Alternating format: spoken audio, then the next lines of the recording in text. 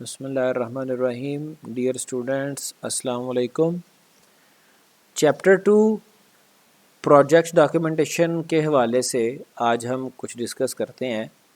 Chapter का नाम है ओवरऑल डिस्क्रिप्शन। डिस्क्रिप्शन कहते हैं तफसीलात को। ठीक है जी। तो इसका मतलब यह है कि पूरे प्रोजेक्ट की डिटेल्स, उसकी डिस्क्रिप्शन, उसकी वजाहत। सबसे पहले product features. Summarize the major features the product contains or the significant function that it performs or lets the user perform। जो कुछ भी सिस्टम ने करना है उसके जो इम्पोर्टेंट फीचर्स हैं, जो फंक्शंस उसमें डिस्कस किए जाएंगे, जो फंक्शंस जो सर्विसेज वो प्रोवाइड करेगा, वो हमने यहाँ पे एक्सप्लेन करने हैं। Details have been provided in phase 1 of SDP। तो यहाँ पर सिर्फ समरी आएगी।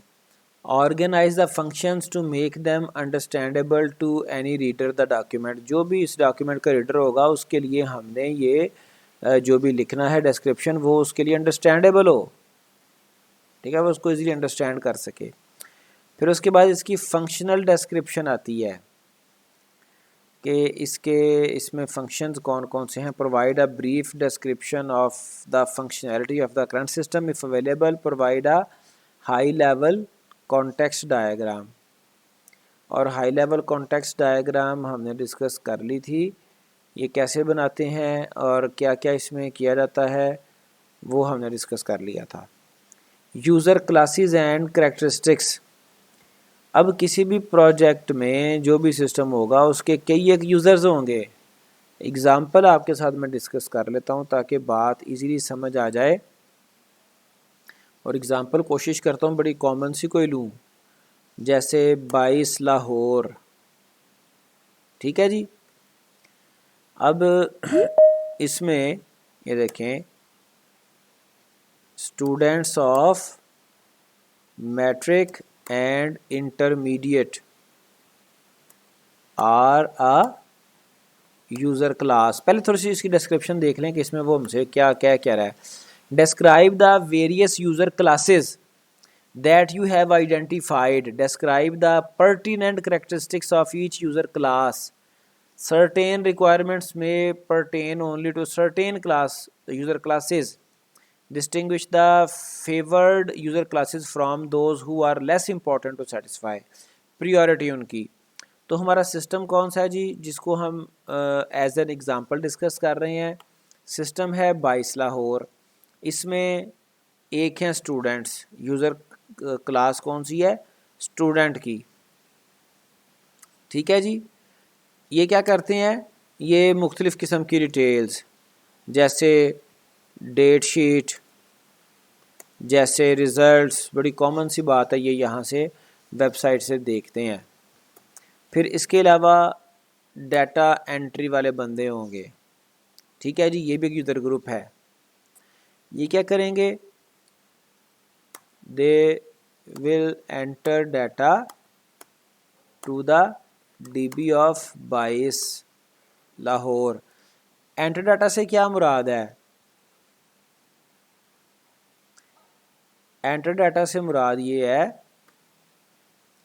कि जितना भी रिज़ल्ट्स हैं, जितने भी कोई डिफरेंट रिक्वायरमेंट है स्टूडेंट्स की रिकॉर्ड के हवाले से, वो ये डाटा एंटर करेंगे। ये भी एक यूज़र ग्रुप है। और ये असल में क्या होंगे, यहाँ पे लिख देता हूँ, एम्प्लॉइज़ एट 22 लाहौर। ये वहाँ पे एम्प्लॉइज़ होंगे। फिर इस वेबसाइट के और भी यूज़र्स हैं। इसके जो एफिलिएटेड कॉलेजेस हैं, स्कूल्स हैं, जिसको हम रजिस्टर्ड कहते हैं, रजिस्टर्ड इंस्टीट्यूट्स। ठीक है। और ये कौन से होंगे? ये होंगे स्कूल जिनको हम कहेंगे हाई स्कूल, और कॉलेजेस, इंटर कॉलेजेस। ठीक है जी। ये एक और यूज़र ग्रुप है। इनके पास भी सिस्टम की बड़ी प्रिविलेज्ड एक्सेस होती है। ये स्टूडेंट का रिकॉर्ड अपलोड करते हैं, रजिस्ट्रेशन स्टूडेंट की। ऑफ स्टूडेंट जो रेगुलर होंगे एंड रजिस्ट्रेशन के अलावा उनके एडमिशन फॉर्म्स। ठीक है, फिर इसके अलावा और कौन सा कोई यूज़र हो सकता है? एनीवेज अगर इसके अलावा भी कोई यूज़र ग्रुप है तो हम उसको भी आइडेंटिफाई करेंगे।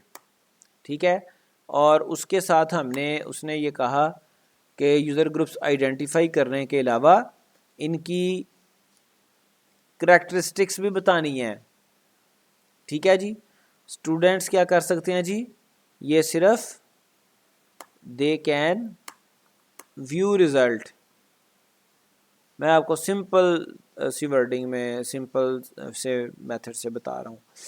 जो डाटा एंट्री ऑपरेटर हैं, पर्सनल्स हैं, वो क्या करेंगे, वो रिजल्ट्स और any other appropriate information enter करेंगे। जो रजिस्टर्ड इंस्टीट्यूट्स हैं वो क्या करेंगे, वो जनाब अपने जो रजिस्टर्ड स्टूडेंट्स हैं, या फिर रजिस्टर्ड की बजाय एनरोल्ड स्टूडेंट्स,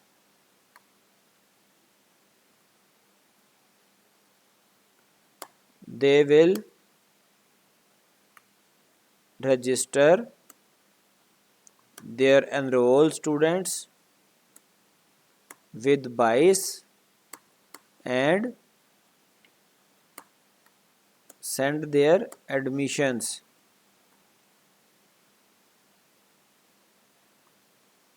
examination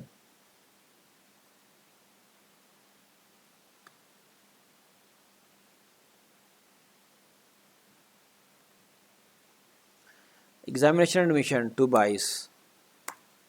ठीक है जी, तो इस तरह से बेटा आपने भी अपने जो आपके मतलब के जो भी प्रोजेक्ट है उसके लिए आपने यूज़र ग्रुप्स देख लेने हैं, आइडेंटिफाई करने हैं, उनकी आपने करैक्टरिस्टिक्स बतानी है। फिर एक चीज़ और कही थी कि उसकी प्रायोरिटी, इनकी प्रायोरिटी जो स्टूडेंट्स, इनकी प्रायोरिटी आमतौर पे मीडियम होगी। ठीक है, मीडियम से मुराद ये है कि ये टॉप प्रायोरिटी के नहीं है। टॉप प्रायोरिटी ये जो हमारे इंस्टीट्यूट्स हैं नॉर्मली ये भी मीडियम या हाई प्रायोरिटी के इनके टास्क हो सकते हैं। फिर ये जो रिज़ल्ट एंटर कर रहे हैं ये भी, इनका भी मीडियम या हाई प्रायोरिटी इनकी भी हो सकती है। और एक और यूज़र ग्रुप भी हो सकता है जो मैनेजर्स हैं, बोर्ड के जो मैनेजर, कंट्रोलर है। मैनेजर से क्या मुराद है जी, कंट्रोलर, एग्ज़ामिनेशन, या कोई और भी मैनेजर्स हो सकते हैं। वो क्या करेंगे, वो समरी देखेंगे, summary of different results etc।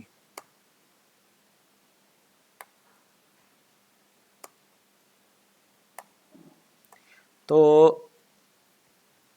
ये क्या ये बता दिया हमने, इसके करैक्टरिस्टिक्स बता दिए कि व्यू करेंगे समरी वगैरह, और इनकी प्रायोरिटी क्या है, जिनकी प्रायोरिटी हाई होगी। तो इस तरह से बेटा आपने भी अपने प्रोजेक्ट के लिए यूज़र ग्रुप्स आइडेंटिफाई करने, यूज़र क्लासेस और उनकी करैक्टरिस्टिक्स और उनकी प्रायोरिटीज़। फिर design and implementation constraints. Constraints होते हैं लिमिटेशंस, कोई स्पेशल कंडीशंस जिनमें सॉफ्टवेयर को वर्क करना पड़ता है, called constraints.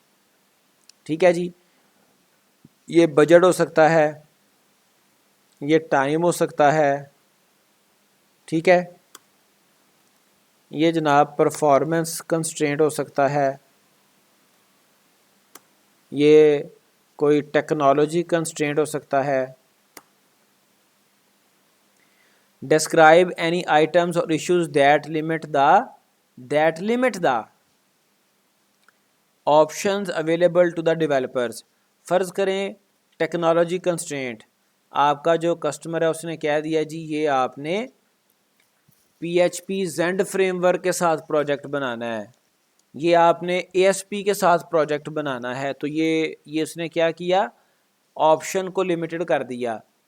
These might include corporate regulatory policies, hardware limitations, ठीक है जी, interfaces to their applications, specific technologies, tools and databases to be used, parallel operations, language requirements, communication protocols, security considerations, responsible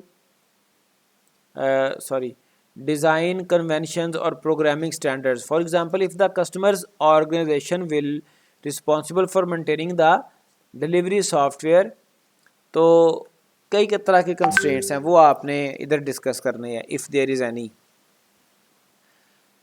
चलें, उसके बाद next heading है assumptions and dependencies. Assumptions ये होती हैं, हमें सम टाइम कुछ ना कुछ अजम्पशन बनाना पड़ती हैं कि टाइम लाइन के हवाले से, ठीक है, कोई फ़र्ज़ करें कोई सर जी टेक्नोलॉजी। जी बेटा। सर जी जी मैं एक चीज सोच रहा हूँ, ये सोचें। टैलिक में क्यों लिखा होगा सारा? वैसे ही इंस्ट्रक्शंस है ना, इसलिए। पक्की बात है। हाँ, अच्छा इंस्ट्रक्शंस हैं इसलिए टैरिक में ठीक। लिखा है। आपने इसको नॉर्मल फॉन्ट में, जो आपका रेगुलर फॉन्ट होता है, उसमें लिखना है।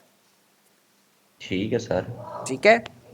अच्छा, अब अजम्पशंस क्या हो सकती हैं कि कोई बंदा अज्यूम करता है जी, फ़र्ज़ करें कि हमारी डेवलपमेंट टीम थी, कोई स्पेसिफिक स्किल्स हैं। For example, if some specific skills has to be learned by the development team, उसके पास कोई स्किल नहीं है, उन्होंने लर्न करना है, फिर सॉफ्टवेयर बनाना है, डेवलपमेंट फिर करनी है, ठीक है। तो हम अज्यूम करते हैं we as a software team assume that we will learn that skill. ये अजम्पशन है, इसके अलावा और भी हो सकती हैं। और डिपेंडेंसी से क्या मुराद है? अगर अगर तो इसमें दो तीन आ जाती हैं चीज़ें। एक तो ये है कि सारा सॉफ्टवेयर, उसकी each and everything in house develop होनी है। इन हाउस से मुराद ये है सॉफ्टवेयर टीम ने ही डिवेलप करना है, ठीक है, इन हाउस डेवलपमेंट। तो फिर तो कोई डिपेंडेंसी नहीं है। इन हाउस डेवलपमेंट में नो डिपेंडेंसी, ठीक है। बाज़ टाइम हम चीज़ों को, कुछ आइटम्स को, कुछ मॉड्यूल्स को आउटसोर्स करते हैं, तो उसमें हमें we have to dependent to the third party, ठीक है। जैसे ये carriage list any assume factors as oppose to no facts that affect the requirement standard in the document. These could include third party or commercial components that you plan to use, issues around the development or operating environment. एक तो third party के हो सकती हैं dependencies, assumption हो सकती हैं, operating environment की अजम्पशन हो सकती हैं, या फिर कंस्ट्रेंट्स हो सकते हैं। The project could be affected if these assumptions are incorrect, ठीक है। अब ये दोनों इंटरलिंक्ड हैं। हमारी डिपेंडेंसी थी, हमने कोई मॉड्यूल आउटसोर्स करना था, और उसमें हम डिपेंडेंट भी हैं, and we assume that the third party will deliver it on time, ठीक है।